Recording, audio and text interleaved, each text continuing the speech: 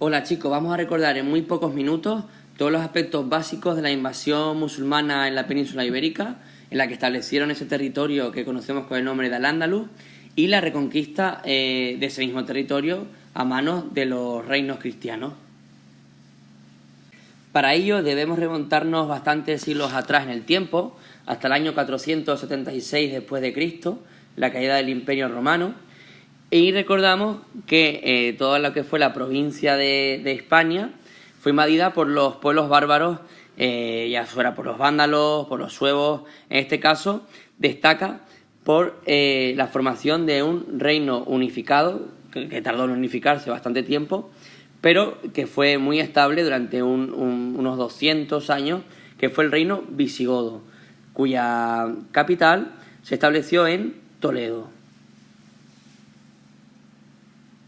Sin embargo, estos reinos visigodos van a sufrir muy rápidamente la invasión del pueblo musulmán. Recordamos que el Islam, que es una religión profetizada por Mahoma sobre el año 620-630 después de Cristo, se expande por muchas zonas de Oriente Medio, pero también por el norte de África, hasta llegar a la península ibérica. Llega a la península ibérica en el año 711 después de Cristo, en un momento en el que el reino visigodo se encontraba en una época de enorme crisis. Por eso a esta invasión musulmana se produjo con cierta facilidad, pues el reino visigodo era un reino que se encontraba bastante debilitado. La conquista se realizó aquí en Al-Ándalus en nombre del Califato de Damasco. Damasco vemos que es esta ciudad que se encuentra en lo que actualmente es Siria, y era un califato porque era un gran imperio, como podía haber sido el Imperio Romano en su época, pero en este caso se llamaba califato porque era gobernado por un califa, es decir, un padre o un rey de todos los creyentes del Islam. De esta manera, Al-Ándalus se convirtió en una provincia del califato, del imperio, de todo el imperio, como antiguamente había sido Hispania del Imperio Romano. Una vez que atravesaron el estrecho, los musulmanes conquistaron rápidamente, en muy poquitos años, pues todo este territorio, todo este extenso territorio de la península ibérica, que fue llamado Al-Ándalus. Muchas veces fue conquistado pues porque las ciudades se rendían fácilmente, porque llegaban a tratados, a acuerdos de paz con las ciudades, o porque ganaban las batallas que se libraban en determinados territorios. Sin embargo, hubo momentos en el que su avance se paró en el norte de la península, en toda lo que es la zona de la cordillera Cantábrica. Ahora explicaremos por qué. Esa zona del norte de la península estaba controlado en aquella época por un rey muy importante visigodo que se llamaba Don Pelayo. Don Pelayo, con muy pocos miembros en su ejército, con muy pocos soldados, fue capaz de resistir el ataque, el avance de los musulmanes. Este hecho provoca que el avance se frene, los musulmanes no pueden conquistar más territorios, y hace que los cristianos quieran recuperar todo el territorio que los musulmanes habían ganado en Al-Ándalus. Es entonces cuando comienza lo que conocemos como reconquista, es decir, volver a conquistar el territorio que habían ganado los musulmanes. Durante esa época pasó un poco de todo. Los musulmanes se aliaban con los cristianos para luchar contra otros cristianos, los cristianos se aliaban con los musulmanes para luchar contra otros musulmanes o para luchar contra otros reinos cristianos. Se fueron estableciendo diferentes reinos cristianos, León, Castilla, Navarra, pero lo más importante es que llegó al poder un personaje histórico muy importante que es Abderramán III. Abderramán III fue tan poderoso que unificó todo Al-Ándalus, todo el territorio de Al-Ándalus, bajo su poder, y se independizó del califato de Damasco y estableció su propio califato, es decir, se nombró él mismo califa, rey independiente de los creyentes en el territorio de Al-Ándalus. Es lo que conocemos con el nombre del Califato de Córdoba. ¿Por qué? Porque estableció su capital en la ciudad de Córdoba. ¿Y califato por qué? Pues porque él se nombró, como por así decirlo, emperador, califa en la cultura musulmana, es decir, rey de los creyentes del Islam. Durante toda esta época las ciudades musulmanas prosperaron muchísimo. Había un gran comercio entre ellas y también con otros países, con otras zonas de Oriente Medio, de África, etcétera. Había una gran agricultura por todas las técnicas que habían introducido, como fueron la noria, las acequias, todos los sistemas de regadío, y también era muy importante pues la artesanía. Aquí vemos, por ejemplo, una clara organización de una ciudad musulmana y vemos todos sus elementos principales. Vemos algunos elementos característicos, como pueden ser la alcazaba, que era una residencia fortificada, normalmente una persona muy importante, en este caso podía ser el gobernante de la ciudad. Tenemos la mezquita, que es el templo de la ciudad, el templo musulmán, donde van los musulmanes a rezar. Tenemos la Medina, que es, por así decirlo, toda la ciudad, o la gran parte de la ciudad que se encuentra dentro de las murallas. Tenemos el Alcázar, que lo vemos aquí arriba, normalmente en una zona elevada, pues era también una fortificación, una especie de castillo musulmán que servía para defenderse, lógicamente. Tenemos los baños, los hammam, que también vemos los ejemplos en el antiguo Imperio Romano con las termas. Tenemos las murallas para defender toda la ciudad de posibles ataques. Si os fijáis, vemos en algunas zonas las puertas.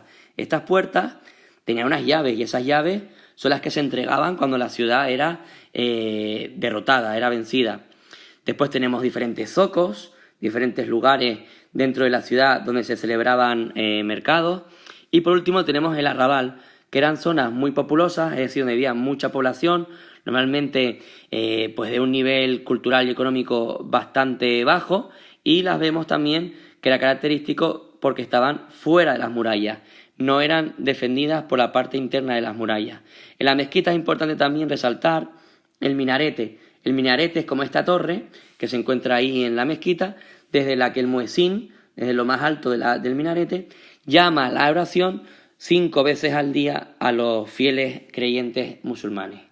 Sin embargo, como todo imperio, ya le pasó a Roma o a Grecia, llega un momento de gran extensión, de gran expansión, de gran poderío, pero también llega un momento de crisis. Y eso le pasó al Andalus cuando se divide todo su territorio en lo que conocemos como reino de taifas. Aquí aparece un reino, aquí aparece otro reino, aquí aparece otro, es decir, se van separando por diferentes cuestiones políticas, sociales, incluso religiosas, y esto hace que los reinos cristianos, el reino de León, Castilla, pues a ellos les sea más fácil ir atacando poco a poco los distintos reinos de taifa, los distintos reinos musulmanes, que ir atacándolo a todo el territorio como estaba antes en el califato de Córdoba. Esa expresión de la unión hace la fuerza, aquí se ve claramente, porque la desunión de estos reinos, que se fueron desuniendo, que se fueron separando, fueron los que provocaron que la reconquista se extendiera con mayor facilidad. Pues los cristianos iban conquistando un territorio tras otro, como si fuera un dominó, y las piezas fueran cayendo una detrás de otra hasta que por fin quedaría un último reino, que era el reino de Granada, como ya hemos visto anteriormente.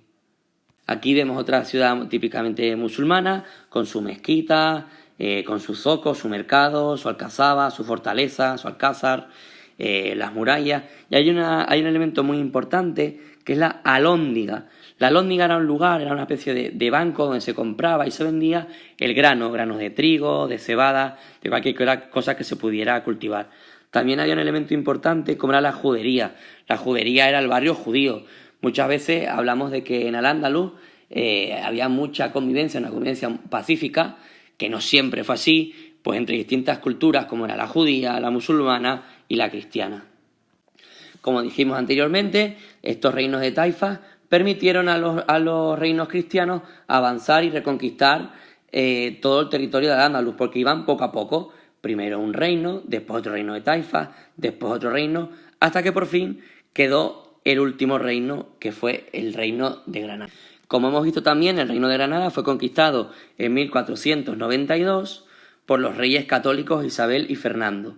Y aquí vemos cómo el rey musulmán, el último rey musulmán que quedaba en Granada, en este caso vivía en el Palacio de la Alhambra, que todavía hoy se puede visitar en Granada, entrega las llaves de la ciudad a los reyes cristianos, terminando así, después de 700 años de lucha, con la reconquista cristiana del reino y de los territorios de Al-Ándalus.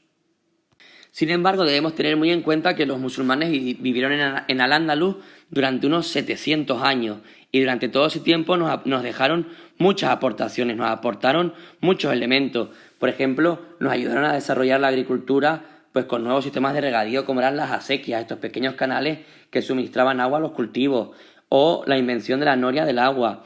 También introdujeron cultivos muy ricos como son pues, la berenjena, las alcachofas, los limones, la naranja. También lo introdujeron el ajedrez, aunque ellos no lo inventaron, pero sí lo introdujeron desde todo lo que era Oriente Medio, Persia, etc. Y después también podemos decir que eran grandes filósofos, poetas, matemáticos, científicos y contribuyeron al desarrollo cultural de toda la península ibérica. Ni que decir tiene el hablar de su arquitectura. Todavía hoy en día nos maravillamos visitando lugares como la Mezquita de Córdoba y su Patio de los Naranjos, o la Alhambra y su Patio de los Leones, cómo decoraban, cómo construían, con qué finura construían y decoraban todos los diseños que realizaban arquitectónicos. También podemos ir a Sevilla y ver la hermosa Giralda. Es decir, que dejaron un patrimonio, una cultura en nuestro país, la verdad es que digna de valorar y digna de conservar y de admirar todavía hoy en día, 1000 años después, o más de 1000 años después de que invadieran la península.